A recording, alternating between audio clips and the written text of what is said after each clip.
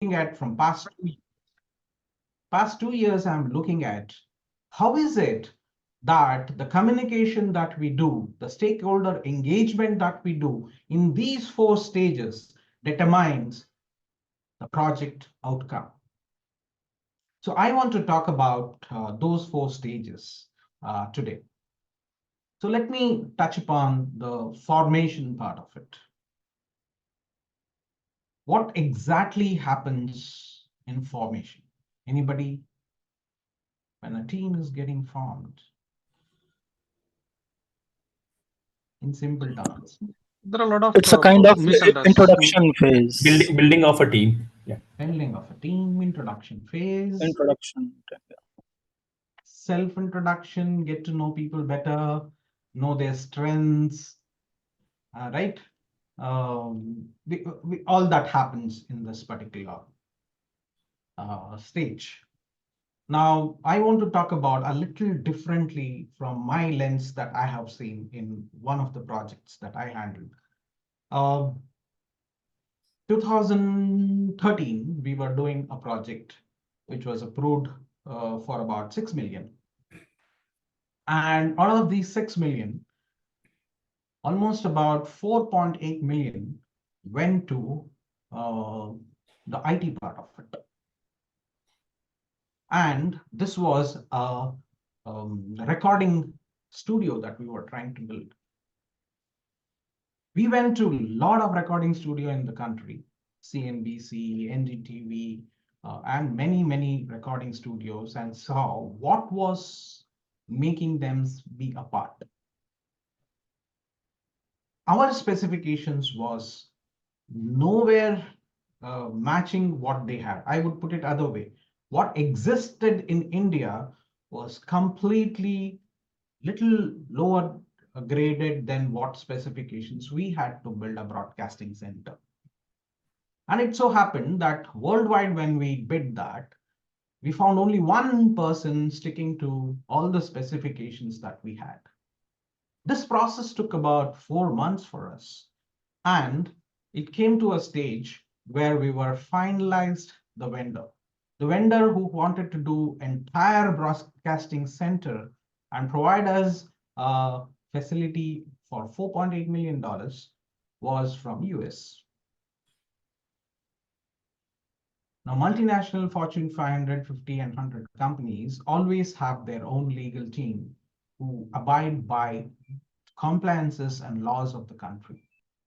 It so happened that the legal team came back to us and put conditions which were not acceptable by that US partner.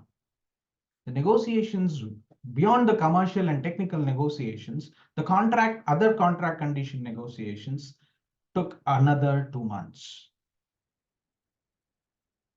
At one point of time, the vendor who had agreed and was about to sign the dotted line and send us the document, pulled the plug.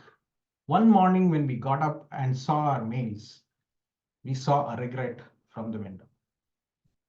We were 27 people working on that particular project, and we were all shocked.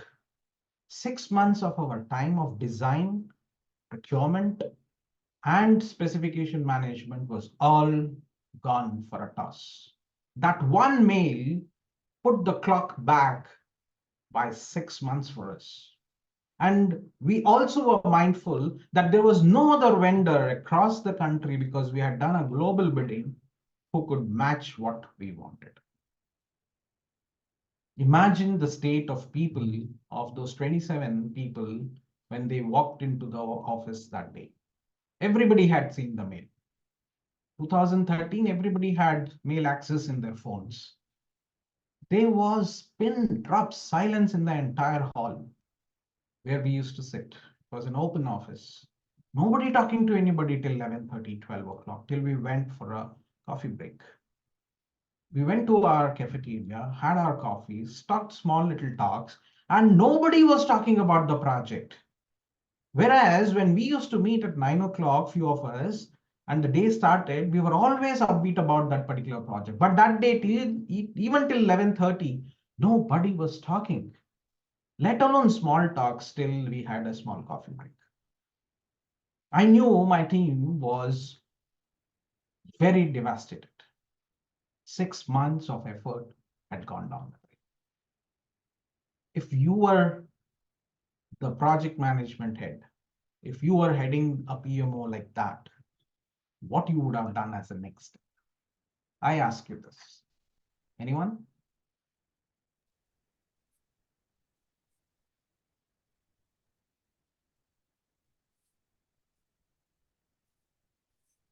Should we have? I'm not sure. I mean, I've not done any such, been to any such situations like this, but is it that as a project manager or the leader, should I have called, or should you have whatever called a meeting and try to in the first place boost up the team? I mean, what has happened has happened. I cannot change it. But what I can do in the first place is, boost the morale. When I see till 11:30, nothing is, the team's morale is down, including mine. The first thing I would like to do is to boost the morale of my team. That's the most important thing. So that's what I can think of at the moment. Okay. Anyone? Yeah, is it? I don't know. Basically, like in one of the similar situations, we started a discussion with the vendor on understanding why he is backing off. I don't know whether that was a possibility at the in the. Okay. Any other thoughts that come I in? have faced a similar situation Hmm. where, due to COVID, there was a supply of chips issue in our company. Correct. So we were supposed to. I am from Beetle, the landline phone. Sorry, my camera on. The landline phone that we use, that everybody uses. Okay, so there was a chip issue. Everybody knows that we just after COVID there was a chip issue, and we had to deliver a consignment to another country. That was our first consignment to that country, and we had a deadline. So chips were not there. We were supposed to get the chips by next month, and we got a mail like this that we are raising the price by 250%. 250%. Either you take it at that price, and there will be a delay also with that price, but either you take it, or we are not going to give you, because there was some issue with China thing. Okay. So the same thing happened, and our boss, basically our CEO, called all of us stating that this is the issue. We need to do something, and we need to find a plan B to address the issue. We have not worked on plan B, but now we need a plan B to work on the issue. Okay. Now the whatever it was an assumption that this might go wrong. Now it has come to a issue. Now we need to sit down, brainstorm, and work. And we did the brainstorming that day. That full day we did the brainstorming, and we found another vendor. Hopefully, but we were not able to meet the deadline. Yes, Rahul, you were saying something.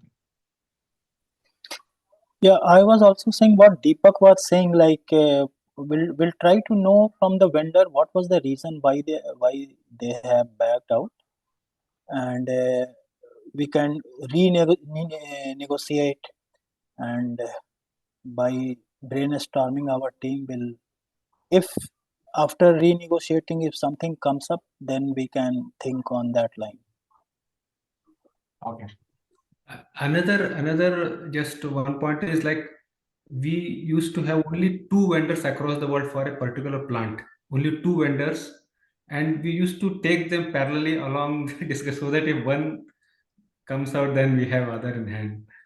So that strategy also we followed some. Yes, you have a backup. You have a plan B. Yes. Probably have a plan C as well sometimes. And if you don't have, then you get into other situation that I am talking Yeah, about. yours was a different. Your specs could be met by only one vendor. Yes, our specs could be met by just one vendor. Okay, taking the story forward.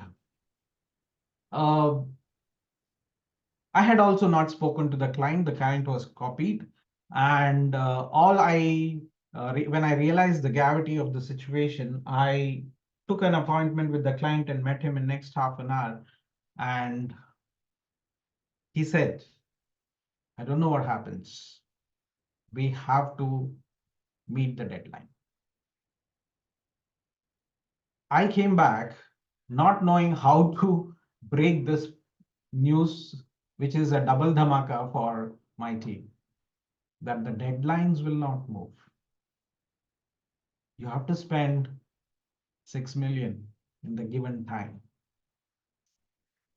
So all that I could do was, on one side, you were talking about talk to the vendor as to what went wrong. That could have been done only in the night because US starts working in the night. But I had to hold the day. In communication, a lot of things get sorted, right?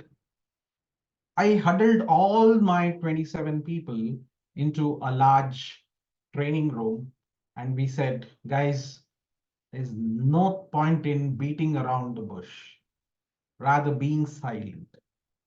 Let's talk and look at the elephant as a whole. What are you people thinking? Everybody, each one of you are thinking about it. But what are you thinking? If you come out with that, then probably we'll have a solution. It was around 12 o'clock that we huddled and came out only at 7:30 in the evening. Because we knew the US offices would have opened and we could have talked to them. And in those 6-7 hours, you will not believe such a brainstorming happened. Everybody came out with such a weird solutions. I can't even think of that engineers are talking about such solutions. Today I'm talking and using the word weird. Hold your breath. But those weird solutions only saved us the time and the money for the client. Everything, there was one lady who was part of my procurement team who is generally silent. I nominated her to write everything on the board in the training room. I chose training room because it had a large board. We could jot down everything. Everything was written down on a board like a mind map. You see those suspense movie where the investigator has a board, a lot of things pinned up, he puts a thread, tries to connect all of them. It was not that sort, but you can imagine like that we had everything, all the minds written on the board. Looking at that, if there was 28th person walking into the room and reading that, it wouldn't have made any sense. But it was making some sort of sense for all of us. For me, that was the formation of the team. At the end of the meeting, you know what came out? We will make it in India. Each one in that procurement team of 6 people took various different components and said, where in India can somebody give us this particular component? Why the hell should we depend on somebody else? That was the consensus that came out of that particular meeting. If we have to meet the deadline, let's do it together. Let's do it in India. You'll not believe. Though we were demotivated that day in the morning, saying that we have lost 6 months, we took just 2 months more to procure it in India. We got an integrator called as Cineom in Mumbai who said, I will get it integrated. He also helped us get us few components from India because he's from the broadcasting industry. You can Google it and see Cineom India. And you'll not believe, we handed over the project 1 month in advance than what client asked. We took that extra 1 month to identify some snags, look at the broadcasting quality, finalize and fine tune those broadcasting requirements, and not just within time, we saved money. Out of 4.8 million that was given to us for the equipment side, we finished in 3.35 million. sometimes forming in the right manner, communication in the right manner can have its positives. Many times we feel that uh, there is a roadblock, there is a conflict, there is a problem. But if we all get together and communicate like experts, navigating through various moods that we are in, we can properly align the team. If we behave like counselors, if we behave like mediators, and we talk like therapists, project managers, there are a lot of things that can be solved. It always, I always look at forming stage as, couple therapy. In couples, what happens? Common argument among couples is that one partner cannot read the minds of other partner. It's true for me even after 29 years of marriage. Many times. Sometimes my wife gets angry. I keep asking her why she wouldn't tell me, and I can't figure it out. I leave it there. In teams also, it happens that we don't understand each other's mind unless we act like counselors, mediators, and therapists and talk in that manner. Project managers as counselors, mediators, and therapists. We reduce lot of turnovers, we reduce lot of safety incidents, we increase lot of productivity when we do like this. That exercise helped me understand that expectations are actually deeply rooted sometimes by insecurities of people, or maybe not understanding the right self-worth. A lot of people who started negative that day in the meeting slowly after some time started turning positives and giving positive outlook. It took some time for them to understand why are they together in a room. If I had told them, guys, come on, let's brainstorm this, we have to come out of it, they wouldn't have come out of it. They had to be shepherded to do what they did. Sometimes, as project managers, we hit a lot of bumps, hiccups, setbacks, and we don't look at the big picture. Do we look at the elephant in the room or parts of the elephant as fan, trunk, rope, arrow? Sometimes we look at the parts. We have to stand at a distance and look at the elephant, which is probably not everybody looks at it. They're all scrambles. We will have to, jigsaw puzzles, we'll have to put it together for the team to understand. That is the right formation. Benefits management or expectation management is what is necessary when we are having the forming of the teams. With that, let me move to the second portion, which I will not take so much of time as much I took on this. The storming. During the storming phase, do we have meetings that matter? Do we have right plans which the bosses approve? Or do the team talk to each other the way we should be talking during the storming stage? What happens in the storming stage? Lot of turbulations, lot of unnecessary discussions, lot of things that we feel are unnecessary and keep that stage prolonged. You all will know and agree with me if I say lesser the storming stage, better it is for the team. I'll give you an example. Another very large project where 74 people of us were working on a project, and we were asked to duplicate that project. 139 million USD. And while this previous project was going on, for this 139 million, we gave what we called as the business plan. Business plan was made, written, resubmitted, almost, exaggeration though, 50 times. The client wouldn't approve. The client knew we have to put up the project. We also know we are in the project. But somehow that business plan was not going through. There were so many questions that was asked, and we were not able to respond to that at all. Absolutely no. It took us 1.5 years to get 139 million approved. Today, if I look back as to what went wrong, there were 4 basic things that were not handled well.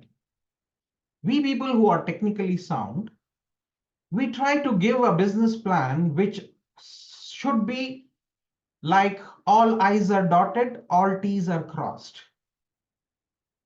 But those people who are sitting there and trying to make a decision of millions of dollars, do they really want it? When we finally got the plan approved, we laughed at ourselves. We said, is this what was required by them? Had we known, we would have given it from the day one. Are we doing the right communication? All that was required was, what is the plan? Because they knew it, they wanted, we knew it, we have to do it. But we were trying to tell them why they should be doing it. They didn't want it. They wanted, how are you going to do? What is the plan? And out of various plan and its components, which one are you recommending? What is the rationale that I should make that decision? And with this plan, what is your goal? And if that is the goal, how much are you going to cost it? It is 139 million, but is that what you really want? Is it more? Is it less? Because they are business decision makers. We are decision makers related to anything that is technical. If you answer these 4 questions satisfactorily for a decision maker, you will get your decision very fast. And we went helter-skelter to make that business plan and respond to their questions. And 78 of us, all trying to give our inputs, none of them matching what we are supposed to do. Even the business unit head was not very clear if this is the right thing that the management wants. He used to take our business plan, make some inputs to it, and take it and hit the wall and come back. Have you seen that toy which you give Chavi, it goes to the wall and comes back, goes to the wall and comes back, hits the wall and comes back? You've seen that toy, right?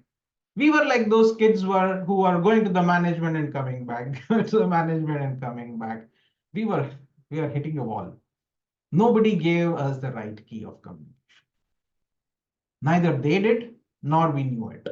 Today, at hindsight, if today I have to make a business plan for such business owners, I would use these 4 questions as my levers and try to answer that. If I look at the Shark Tanks, these are the 4 questions that they ask today. In a nutshell, these are the 4 questions they ask before they do the funding. But those days, I'm talking about this in 2015, we never had this. We never knew about it. So are we making the right communication? Are we answering the right questions? Are we using the right levers? A lot of times we present in our presentations forecasts, performances, describe the environment we are going to work in, and action that we will take in such a minute manner, which doesn't matter when it is a business decision. So during the storming stage, I would say, look at what is required there. Value management and the conflict management. Now let me take you to the next stage where I talk about the norming stage. Same project, $139 million approved. But the project we were working on before we took up the new project was 6 months delayed. 6 months delayed. But the condition on which this 139 million was signed off was you can't take so much of time. We don't have that. You have already done a project of similar nature. Why do you need 6 months? Why do you need so many months?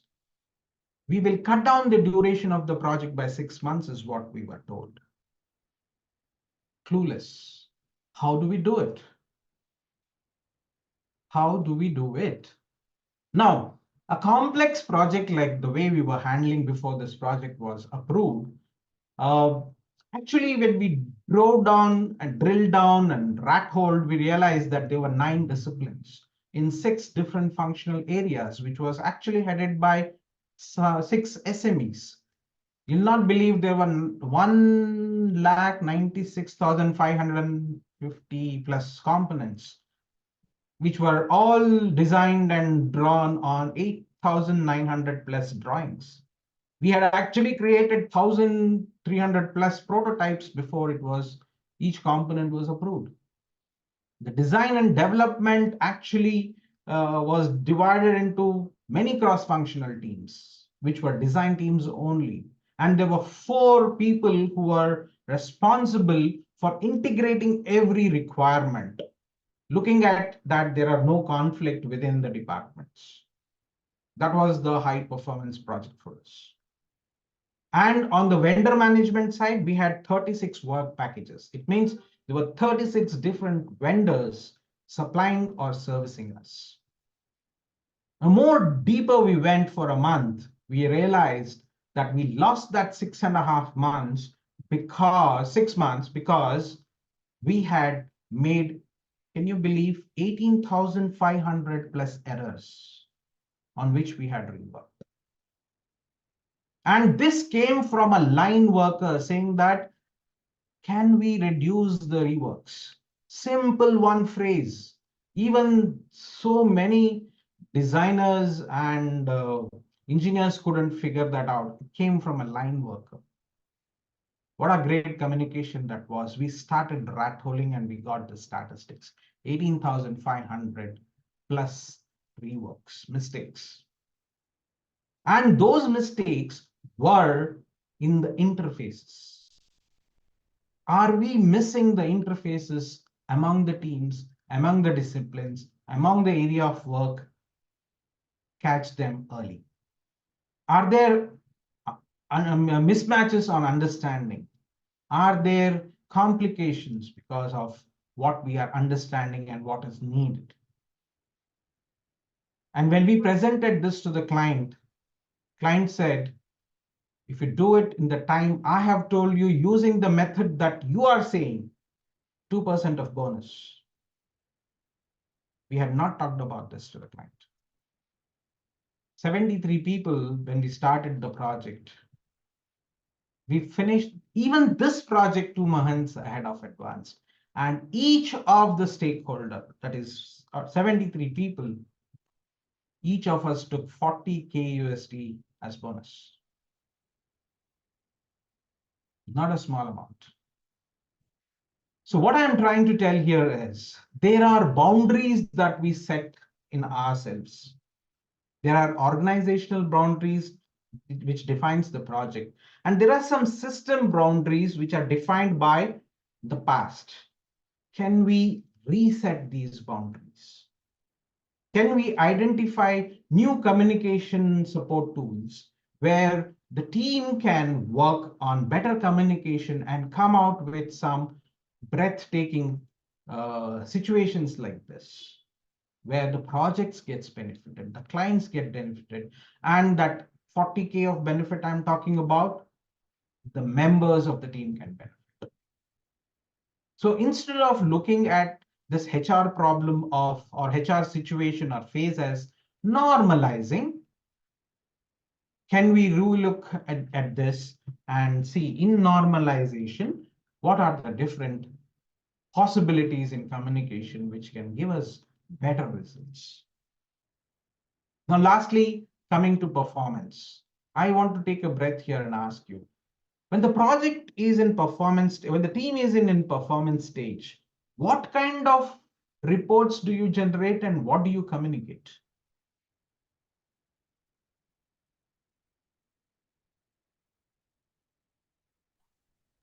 Anyone? Nowadays, we are telling about the throughput, the number of delivery that we are doing, right? Number of tickets that we are delivering. In the agile world, earlier we were telling number of hours that we are doing, or number of features we are delivering, right? That is one. On the same time, I am from the organization, or I saw in this world nowadays. On top of that, we are seeing what is the skill. Means if the person is doing some more upgradation in their skill, when the things are normal and we are performing, right? Apart from the project, whether the person for keeping his mental health properly, he is doing some upskill or some other kind of things, or some team building activities, right? Which will keep things moving, and some regular meeting which crisscross their discussion and new thoughts, right? These are the things that's coming in my mind. Yeah, over to you. Anything else that crosses somebody's mind? I think I can add on to rather build up on where Tamalda had left. So that what something that I have tried in one of my engagements exactly from there. So to drive at a level to drive innovation wherein I was plugged in and I did not have much of an idea as to where to start and where to, I mean, of the operations. Okay, so I joined there as a lead, somewhere in between. So what I tried was to know a couple of things: to know better the team, to know better the process, and to motivate the team, etc. So I drove a sort of a lean hackathon sort of things, as in, within the team members would come out with their own ideas of improvising his own work. Maybe of two people working together, one person probably they are doing the same thing. One person does something, some sort of smart work to make his life easy. The other person doesn't know it. So only that, if this person can share his idea with this the guy sitting beside, so that's a good, exchange of idea. And I get this guy also get recognized and motivated for, for his efforts. So we everyone does some sort of thing like that off and on in a team. So if all of them, they can share their best ideas, exchange those ideas, it benefits not only the team, and it benefits so it works both ways. So Knowledge sharing, it basically. develops a good communication and stakeholder engagement where reduces the competition and this thing to a large extent. Knowledge sharing. Yes, absolutely. Good. May I give it a try? Please. Is it earned value and projected value report that we need all the time, so that we understand how far have we gone and where we had to be? Correct. The project performance. Yes. Wonderful. Anybody else? Also rewards and recognitions during that. Fantastic. I love this answer. This is what I wanted to talk. I think Tamil Banerjee also spoke about it in a manner that you are saying. This is often missed when we are in performance, when you are performing, because performance is in a loop, in a process. We think things are going very well. There are no turbulences. We have taken care of planning very well. So there are no shocks. There are no road humps. There are no conflicts. Storming, norming is already over. So we are all together. As Adiraj said, maybe some knowledge management. Fantastic. But why don't we look at this stage as something in the collaborative world that we are in, to do some personal branding, which takes us very long way. We do so much of reporting with the client. We communicate. We have status reporting, maybe weekly, daily, monthly, dashboards are there. There's so many things. But do we tell what is the reason for the success? What is the reason for no turbulence? Who is that person? Who are those people? Who helped us? Are we doing the branding for our own team? Are we blowing our own trumpet Maybe not. We look at only project. We look at process. Do we look at people? Can we do this? Do some brand building for our people. Identify, somebody said we get to know each other, team building, this, that, and all. I'm not saying your answers are wrong. I'm only saying, can you add this also in what you're doing? Everybody who is working has their own purpose, motivation. Everybody has their own goal. Many people don't come to office for salary. They know any day it will come. I come to office because the other person is coming.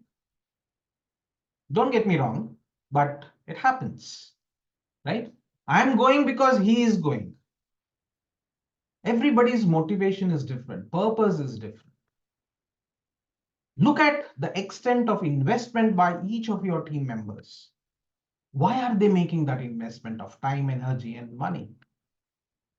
Look at the benefits that they are gaining and the benefits that they are giving to the team and the project. Identify your stakeholders, do that stakeholder management very neatly in your performance stage. Lay out the resources and their deliverables very, very clearly. Remember, many times when you create your successor, you get to move to the next level. Lot of people have come to me in my coaching interventions and they say, I'm not able to move to the next level. I'm not able to move to the next level. Does your organization see a successor for you? If no, you will not move up. Lot of people, when I have coached them, they have created their successor. As soon as that is done, they move up. Because their managers think, if I move him up, there's a void. How do I fill the void? Filling that void will become manager's responsibility. Why don't we do that responsibility? When we take this responsibility of creating a successor by creating a brand for myself and my successor, we all grow up. We all go up. We all do better. So can we use this performing stage of the team for brand building of the members, of the team, of the organization that we are representing? We do a lot of things on social media, right? Why don't we do this as well for brand building? We ask so much of, we ask testimonials. Do we give testimonials? Can we do that when we are lean in our project? But there is no turbulence in the project. We have a lot of time to think and build teams, go off or out, go outing. We do a lot of socializing. This is also, why don't we make this also a part of a communication? Can we have a plan there as to what are we doing? Are you doing what others are doing because others are not doing anything? Are you not communicating because nobody is caring for your communication? Do you want to build your brand and stand out and not be an outlier? Then I would say disrupt the status quo in communication. Just because somebody has not done, don't stop doing it. Identify what is that a sponsor or a project or your people need. Meet those needs. That is what I would say has worked very well in many organizations. And all that I'm talking to you and giving you pointers on these different phases has come from various surveys that I have done as part of my research project. I'm only connecting it to my experiences and giving you examples. But these pointers are true across various organizations. I'm today working with almost 268 organizations doing my research on these 4 stages of people, how they affect the project outcomes, the project deliverables, how people interact, how people communicate. So these pointers are coming from there. So forming, if you can have, okay, before I come to that, before I talk last, 30, 40 seconds. This is what I wanted to share. I'm open to any questions that you people may have on whatever I shared in communication at different stages of team formation and project development and project delivery. I'm open to any questions, please.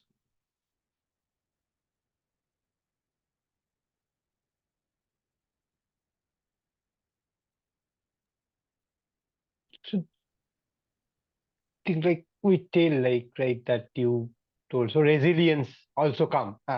It's similar to your tone. So resilience comes during the performing stage, right? Means when team is performing as a team, right? They come up with their resilience power, right? They will bounce back. They will make the adjustment. Think about betterment, new innovative things, and growing with the new solution. That is a great opportunity of learning from you. Yeah.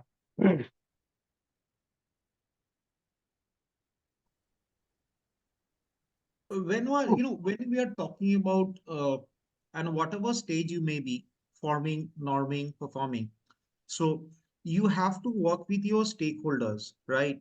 So what if some of you are in some of the situations that you discussed, you discussed a situation. I'm just giving you a scenario. I mean, maybe it's not about your last stage, but I was also sort of pondering upon certain things, and what I feel, your vendor backed out, right, at the last moment, and you are left to uh, suffer. And you brainstormed and came up with an alternative which was probably the even a better one.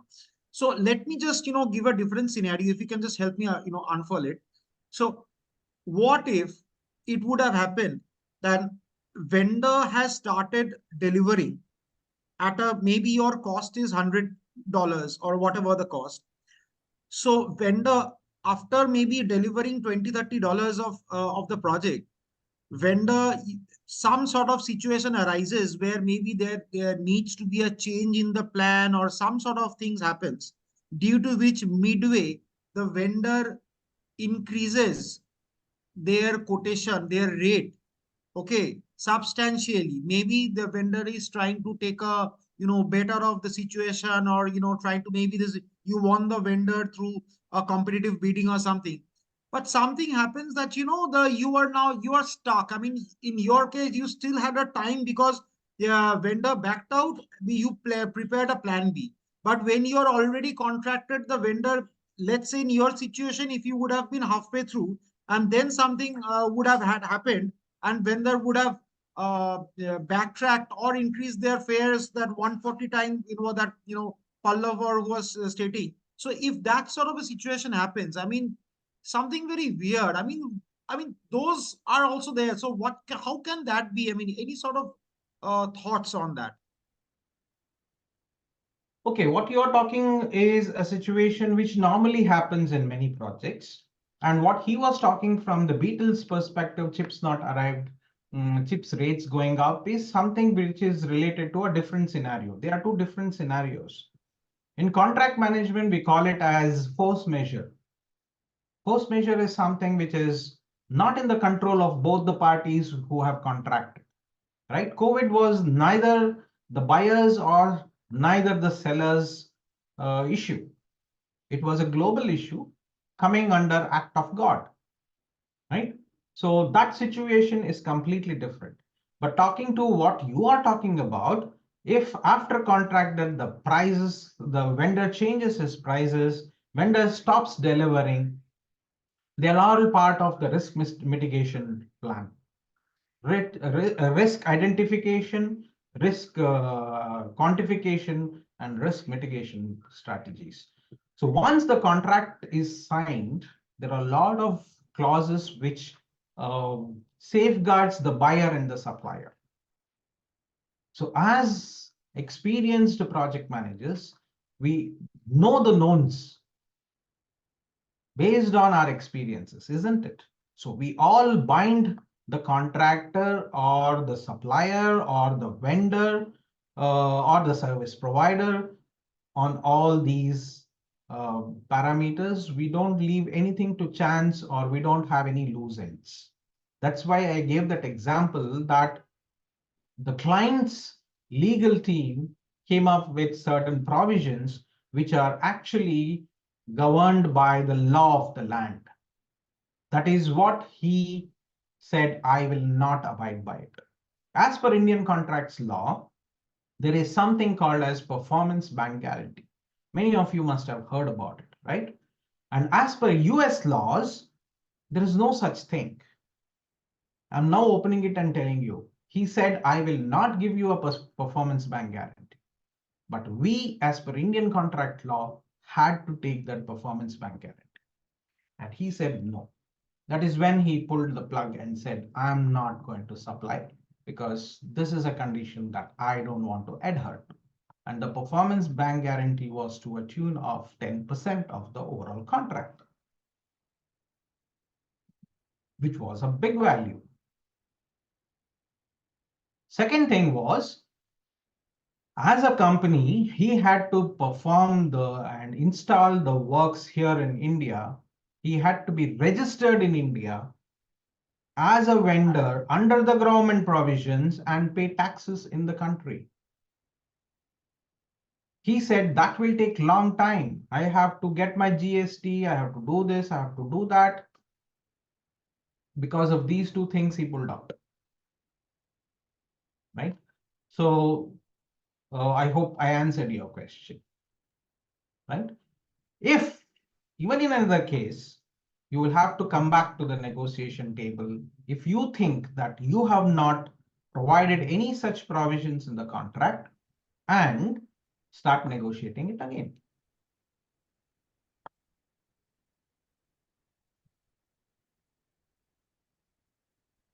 Any other question that I can answer?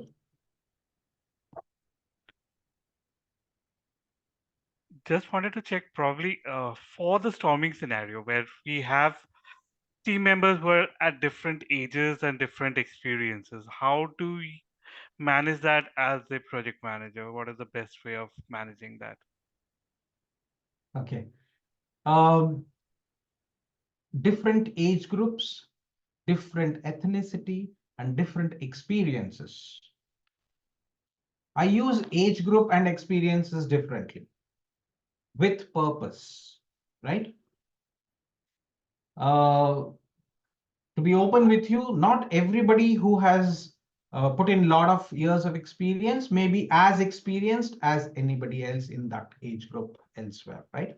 So age doesn't determine your experience. Gone are those days when we used to think that if somebody is aged, he's very experienced. But today's world, you know that age is not a measure for experience all the time. There are people who have got age and experience in tandem. Having said that, as a project manager, I would definitely give you a suggestion as to can you be a good listener first, not get into conclusion. In storming stage, mostly what happens is chaos, conflict, and change. 3 C's, I call them. As long as there are people around us which are more than one, you will have this definite. There will be conflict. Sometimes there is chaos, and a lot of time there are changes. So in all these times, all these things are heightened during storming stage. As project managers, before getting into any conclusion, getting into any decision, can you hear out all the parties? Just listen to them and make your mental notes or physical notes. One. Can you do this again at different points of time? What I have said today as an opinion, suggestion, or recommendation could be different tomorrow. Maybe I got a new insight, new information, new knowledge. I may change my decision, opinion, or recommendation, right? So can you do this listening activity as an iterative process over a period of time before you take any decision or conclusion? A lot of time it happens that project manager listens once or listens incompletely and then try to solve the conflict. We don't understand the root cause of the conflict in one go, which is generally not a possibility. The best case example I give you is the court cases. Why do you think people sitting there in the judgment place, not Indian scenario, but try to understand why do they push the hearing? Hearing. They want to understand more. Between hearing to hearing, there are a lot of conversations that happen between the two parties. The judges or the decision maker listens to the parties outside the court as well to understand more about the case, isn't it? This is the insight that I have got from what I've learned in my business law. I hear them at different point of time during the storming stage. Conflict with two people, give it a little time. Don't jump into conclusion. Don't try to separate them because you feel so. Look at the conflict very closely and understand the root cause of the conflict. Most of the time I have seen while I'm doing the conflict management, the reasons are very, very silly and trivial. They are fighting for no cause, which is outside the project. But project and the team and the corporation is getting hampered. So in the storming stage, to answer your question, give it a little time, give good hearing to what is happening around, talk to people individually, talk to them together when they are together, talk about the talk, have direct communication with them. Don't beat around the bush. Come to the question and the point immediately or as soon as possible. Don't make them think that you imply this, so I'm going to answer it. No, ask direct questions.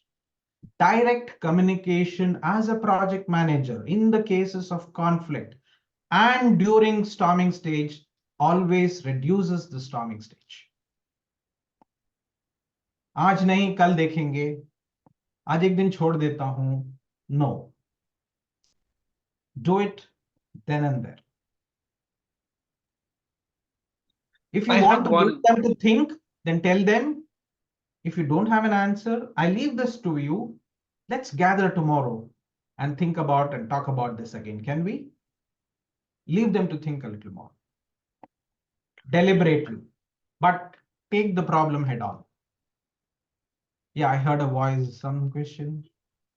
Yeah, sorry, I thought you had finished, but it was a pause. So I have a question that can there be, if there is no money, if there is no budget for the rewards and recognition, especially during the performance, in the performing stage, which we see in a lot of projects that we have not budgeted anything for that. So what could be a non-monetary way of rewarding somebody with your experience of over close to 4 decades now? What could be a very effective way of rewarding somebody without any money or any monetary benefit? That you should find out during the forming stage. I told you, not everybody comes to office just for money. They know at the end of the month, the money gets credited. What is motivating you to do the job that you're doing? If you like your job, what is making it like? A lot of people, I'll give you this example, may not resonate with you, but it may give you some thought. When somebody says, I need you to give me a keynote, we don't have big budgets. Can you still come? I say, can you have this just before the lunch? They said, why? You just treat me with a lunch. I'll have lunch and go. At my age, lunch is my motivation. I used to go to an IT campus for almost about 8 years because the campus was so beautiful. I have lived in that campus, building that campus, doing a lot of data centers, a lot of IT switch gears, a lot of testing labs. What motivated me was the serene atmosphere of that campus. So everybody's motivation is different. Find that out. Not budget, every time budget is not necessary.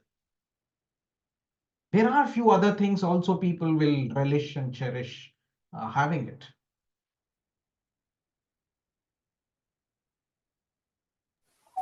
I just have a question regarding innovation. Like in nowadays, in every project, we get to ask that add some innovation, bring some innovation for client. Client is looking for innovation, and the way we use for innovation is that we used to ask the team members to give individual ideas, and generally we get the automations. Some of the process small, some process they are doing the automation, but that actually does not give a uh, real innovation kind of thing.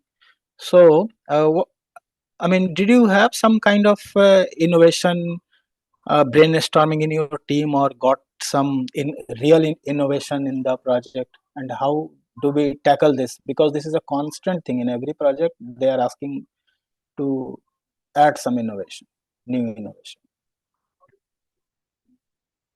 But within the scope, it's very difficult, I see. Okay.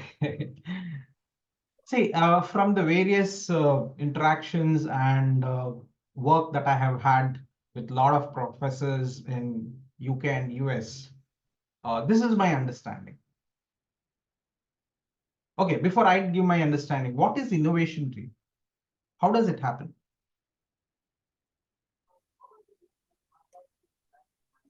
Something out of the box which is already not existing in the for the client. Okay. So anything that is not existing is an innovation. My thought is like this. Any idea that solves a current problem could be an innovation, not an innovation. Any idea that can solve a current problem or an issue or non-existing entity is going to be an innovation on a later date. But that idea, if implemented, gives you a little success, very little success. Could be an idea which is good. But that idea, when practiced over and over again, gives you better results over different projects or over a different situation, different scenarios or different environment, will become a best practice. Best practice giving you more results and better results will become a breakthrough. And breakthrough across various organizations or different scenarios will give you an innovation. And this is the actual process. An idea becoming an innovation doesn't happen. Idea, best practice, breakthrough, and then innovation. Okay. That is the systemic way of moving around. Not all ideas will become an innovation. That is why a lot of startups are unsuccessful today. Not all are solving the problems of the current. There are only few which go at the top. Not everybody becomes successful, or not everybody becomes successful overnight. It takes time because they are going through this process of idea, best practice, and breakthrough and innovation. That is the research method of doing things rightly. So look at those small ideas which give you small successes. Repeat them at different position, different environments. Make that a best practice. Make that a breakthrough. Make that an innovation. Those who know about patenting, this is how is the process. Okay. Small Yep. things make big differences. I give this butterfly effect. I never forget that when an idea comes. And an idea can come from anybody. Example, that broadcasting center, I gave it to you. The idea of doing it in India came from somebody who was not even a great person with an experience. It came from somebody who had just joined my team 1.5 years ago. This was fresh out of the college. We couldn't think about it. He said, why not we do it in parts? Why should the whole shipment of 4.8 million come to India? Why can't do it in parts and see if we can source it in India? Everybody echoed to that. Then we presented to the client. Client said, if this is a possibility, 2% is yours. Small things can a great idea. No idea is, don't ridicule any idea. Accept all ideas as project manager. Give equal weightage to everybody. Listen to everybody. You never know which idea will click. Right.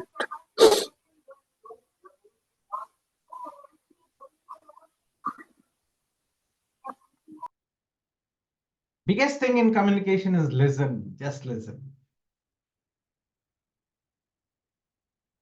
Any other question? And that is means Nagesh sir is so tough at times. We have been listening. This is a very simple thing to follow, but somehow while we keep on doing it, we lose the essence of it. But again, back to the basics. Listening at the end of the day really will bring wonders. As project managers, we love to talk, so that also is a problem.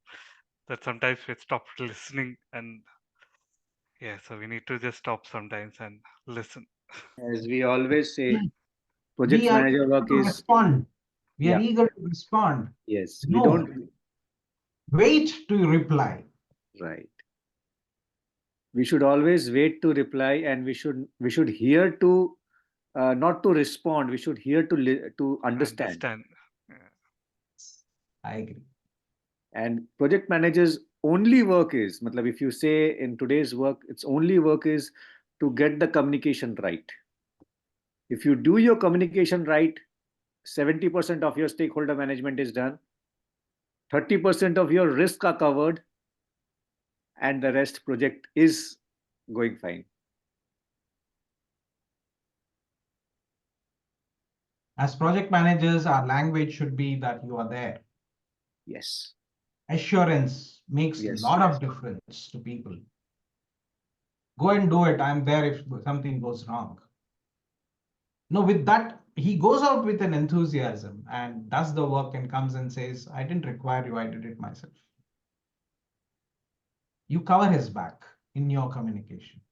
You will see wonders happening from your team. So just I this think line, I have given this particular one-liner motivation, and work has been done. I'm really surprised by this one-liner motivation. Ki I am there, you do it.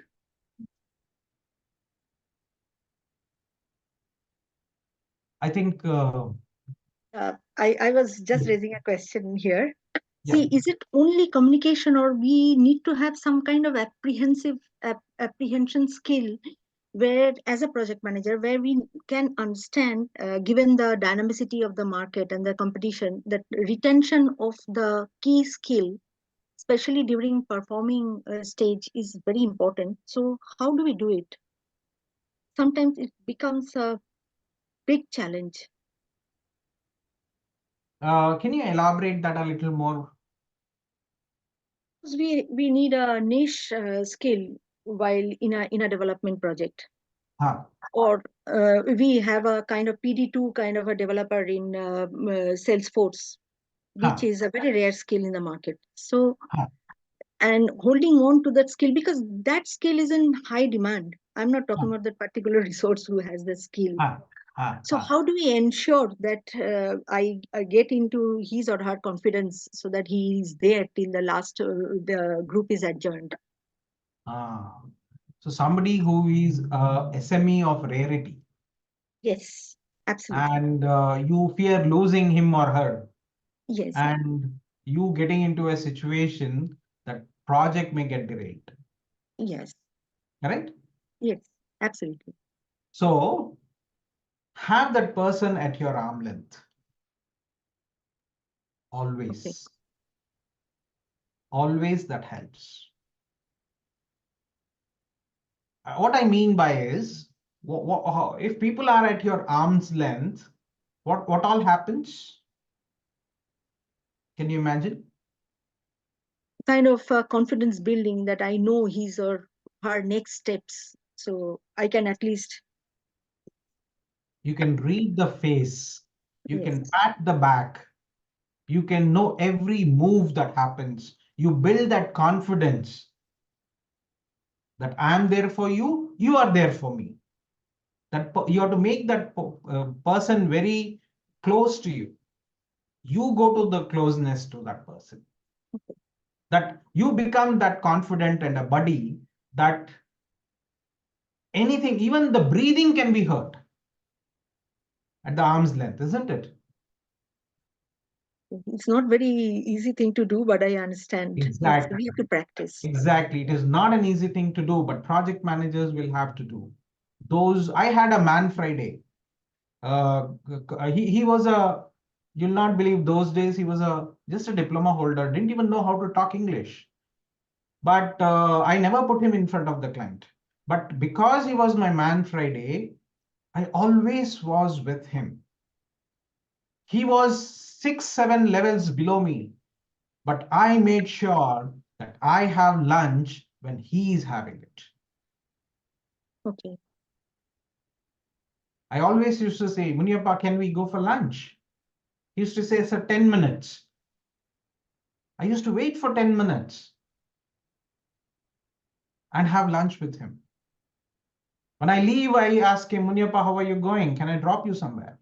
That's Okay. arm's length for me. He feels that I'm there for him. Okay. And for me, he was my man Friday.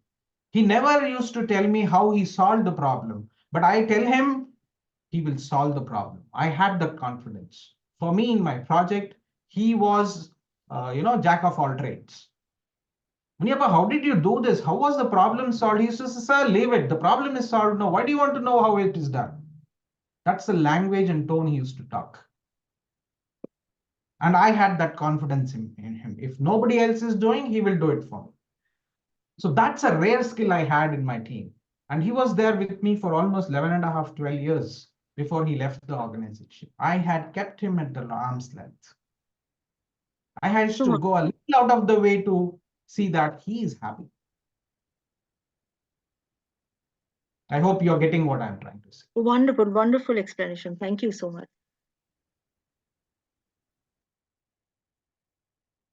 Again, communication is the key, how you communicate. I have a question to Yes, please. whatever you just stated regarding that, your Man Friday thing. So what about I mean, how do you manage those who are, I mean, it's of course somebody is performing well, of course we become aligned to that somehow. But those who are not performing, so how to motivate that? Not sure. I mean, probably I've also faced it, not performing and not performing. So how to motivate them? And probably they leave, or some sort of conflict starts arising, with those people who are not performing and things like that. So how do we motivate those people who are actually not performing? How to bring them at par with the other guy who is actually? Okay. I generally will do this. I have 3 categories of people, A, B, and C. A are those who are at my arm's length, just the way I said. B are those who are not at my arm's length, but I don't have any problems with them. Given the task, they will do it. They are neither high performance, nor I have to keep an eye on them, nor I have to go behind them, look over their shoulders. C are those people which it is like in banking terms, non-performing assets.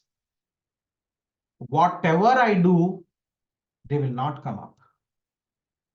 That is why I gave that example where experience and ability don't match. Sometimes you must have come across such people.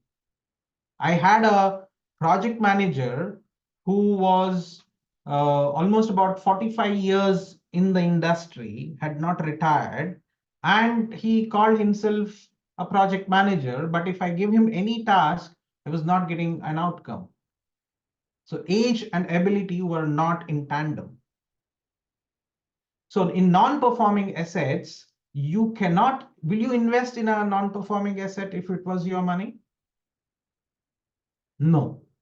So why spend effort and time on those people? Let go.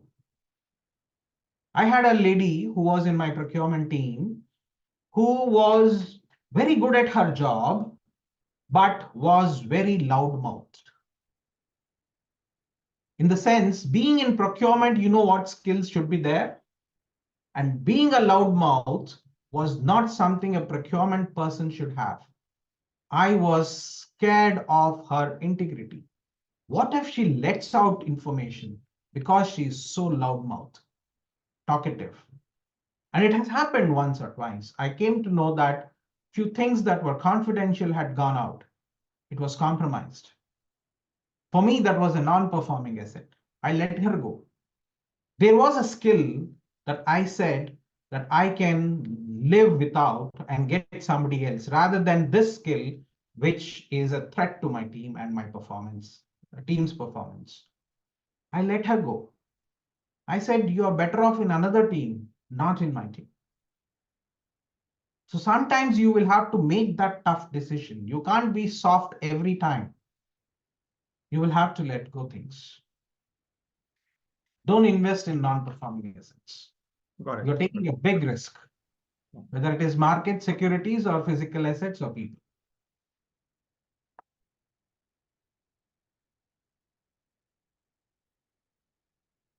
Okay, if there are no questions, people, my coordinates are available with a lot of people who organize this. I'm happy to help anybody who is who thinks that I can be of help to you people. Reach out to me, and with this, I hand over the stage back to Prateek. It was wonderful being here, and it was a privilege to have shared my experiences with you. Thank you so much. Thank you so much, DTM Nagesh. It was really wonderful, and Thank I you. really felt that it was really an engaging session. The mode of delivery was so engaging because yes, I'm having some guy, I had to travel a bit, but I felt throughout the session when I was there connected with you, it was so engaging then that I really felt that it was a story and you took us through the entire stage of how the formation take place till the performance and adjourning.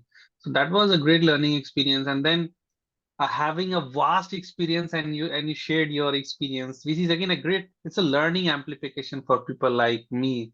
And of course I think the same, the other audience member will resonate that feeling that yes, so the kind of insights that you have shared, again back to the basics, that where we sometimes we over complicate things and we forget that the bigger problems have simpler solutions, which a great takeaway, I mean, that for me, you covered so many things being and you kept on asking questions from us. You took our insights. You talked about couples theory, which was very exciting. And most importantly, do we brand our team? That is a big takeaway from me because I have taken a note of this, that I'm also going to brand my team when the project goes well, that why it is going well. You clarified our questions, and thank you so much once again. It was wonderful. And I would also like to thank Toastmaster Adhiraj for requesting you and getting your precious time so that we can have a knowledgeable session like this. It was really entertaining. And I would request all the audience members to please give a huge round of applause to him. And that's all from my side, but I leave the stage open to the other members to share their experience, what they have learned. I And just want to share yes, one please. point in this perspective, just to for the information of all our members. DTM Nagesh, as I would love to call him, rather than Mr. Dr. Nagesh Ramamurthy, or rather, Nagesh DTM. I mean, he is also a Toastmaster, and this is supposedly also a Toastmaster session as well. But again, you know, in the Toastmasters world, there are several, you know, there are several pathways. Okay, so he has you know, completed all the pathways that are, I mean, learning, you know, what do you call in PMI you have the PMP. So there are several pathways, he has completed them all. So that is what he is, and he is, you know, beyond our imagination. So I think, you know, in this, what I'm also learning, I met DTM Nagesh in one of the, you know, sessions where I was a speaker, and DTM Nagesh was my evaluator. That's where I first met him, and then we reached out, and sort of my, you know, bonding, you know, grew with him. So now the thing is that, you know, I think this also, I would request in the same breath, I would also like to request members to explore the whatever we talked about, this communication journey, stakeholder journey, making our presence felt. I think, you know, speaking and Toastmasters has a lot to play in this for project managers to build a synergy and a tandem with for project managers. So I think, you know, we request members of the PMI WBC family to come and join us and explore. And whatever I keep on saying, Pratik, as our president and as a good friend, all definitely knows. He has seen me in 2019, he sees me today, and how I have evolved. I mean, that I keep on saying in various platforms. So just I leave it open to you. And Toastmaster is the pathway is such a, it is such laid out in such a way, and DTM Nagesh can, you know, confirm me on that, that, you know, if you start doing the course, there is no possibility that you can actually not become a good speaker. If you follow the course thoroughly, diligently, it will make you a good speaker, come whatever may. You have no, you know, choice of not becoming a good speaker. You don't have to think about it. Just follow the guidelines, and you will. It's like a, if you say it's a magic, it's a miracle, whatever you may say. And if it say it's a process, it's a process. Whichever way you take it, you will become a good speaker if you follow that. It's for your benefit. It's your own, you know, success story. Go ahead. Over to you, Pratik. Thank you so much. The floor is open for the members. Just a quick note that on the right hand side of the screen or to the chat window, you'll be able to see that I have shared the PDU code for today's meeting. So please use this PDU code for claiming it. And any feedback from Tamalda, Pallav, Abhishek, Diban, Rahul. No, I should take this opportunity to thanks DTM Nagesh. At the same time, the experience that we saw, right, and thought provoking this session, right, where we as particular very simple thing, but yes, it come up as something new to the whole team. Do the team in the right manner, right, and then it's something that communication and project management, when that work in tandem, that if it not makes the miracle, at least it will make the project success, and the positive energy in yourself and your team will sing and make things happy. Means you will have a good team together, team gathering together. The 8 hours which we put, 8+ hours even in the office, that will be enjoyable hour, happy hour. I can tell. Every day you will be happy hour. We don't have to wait for the specific happy hour. That's fantastic. Thank you.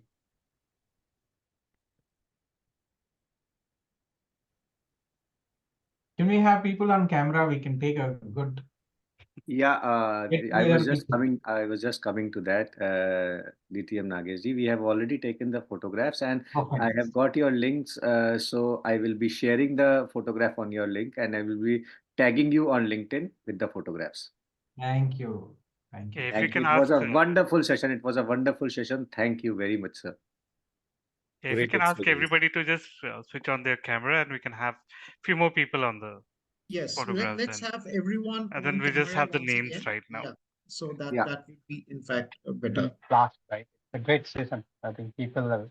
And it's a people glued in. I mean, people remain. That's the, I think that's the biggest thing. Yeah, now we are All having more people. Just if we can have all the people switch on their cameras.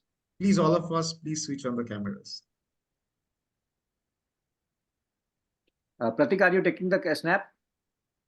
No, I'll not be able to take. If you can take it. 1 minute, then I have taken.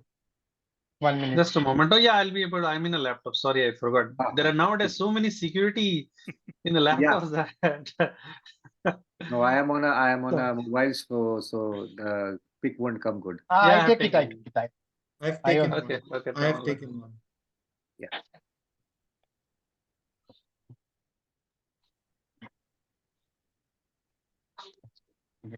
Fantastic. Nowadays, the company laptops, using company laptops becomes very challenging because they have put in so many security parameters that you can't do this, you can't do that, and it's sometimes a bit At the puzzling. end of the session, you should be innovative enough and think something new. Yeah, point taken. 1 minute, 1 minute, be online, 1 minute. Just let me see whether I think you know, you have, whosoever takes it. I have taken a couple, but you know, we have to take 2 photos. So we have so many members spread across 2 pages. So no, I was just able to see, sir. 1 minute.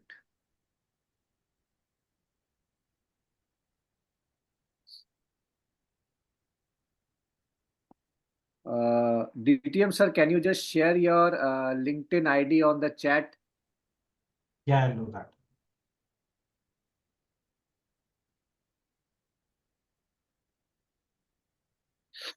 Okay, thank you everyone for your time, and thank you once again, our respected and eminent speaker, distinguished Toastmaster Nagesh Ramurthy. Thank you, sir, for joining with us, and hope we will do more sessions with you, and we will have more engaging sessions. Thank you, everyone. Have a great weekend. Thank you. thank you. Next, Thank you. Thank you. Bye-bye. Pratik, don't close the meeting. Let Nagesh sir share his LinkedIn ID. Yes, please. Okay. And maybe And everyone, people can actually share your LinkedIn's. We can connect over, because in this, even in the PMI family, we are in the WhatsApp, but you know, we can still build our professional network stronger through this, through our LinkedIn profiles as well. So that way, I have also shared my LinkedIn profile over here, so people can reach out to me through my LinkedIn as well.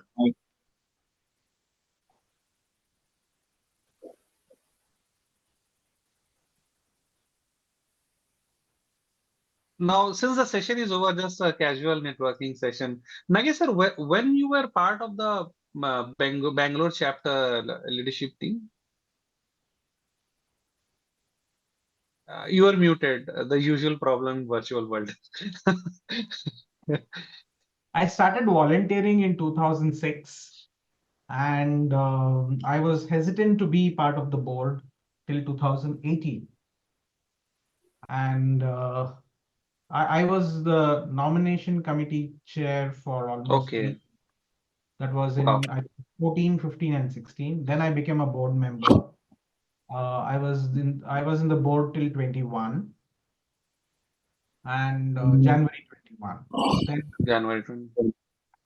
Wow. I mean, you have a very long volunteering journey. You said you started from 2018, 2008, 6. 6. Oh my God. 2006, almost 18 years now. Wow. 6 That's to very 10. inspiring. Even Yeah, it took 4 now years for me to decide if I have to become a PMP. Yeah, and that's a very usual story with all of us, because even for me, it almost took 3-4 years to become a BMP. I think